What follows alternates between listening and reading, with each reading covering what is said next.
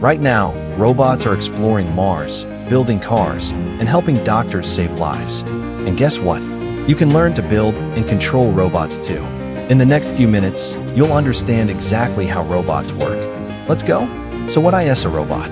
A robot is a machine that follows instructions and does tasks all by itself. A remote control car? Not a robot, you control it.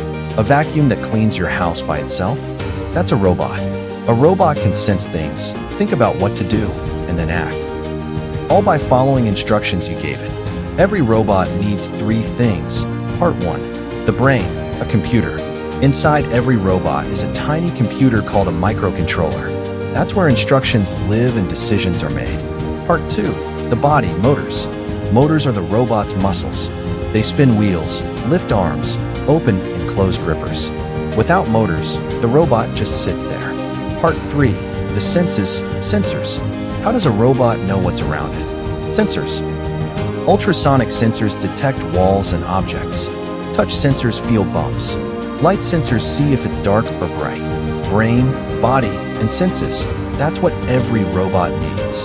Now the big question, how do you tell the robot what to do? That's where code comes in. Code is the language we use to give instructions to the robot's brain. Robots need exact instructions. You can't just say, go get the book. You need to say, move forward 5 steps. Turn right. Move forward 3 steps. Stop. In code, that might look like, move _forward, turn _right, move _forward, stop. Each line is one instruction. The robot follows them in order, exactly as you wrote them. Code can be even smarter. Remember those sensors? We can write code that makes decisions. If sensor detects wall, then stop. Otherwise, keep moving forward. Now the robot thinks. If there's a wall, then stop. Otherwise, keep going. This is how robots navigate rooms and avoid obstacles. Here's how it works.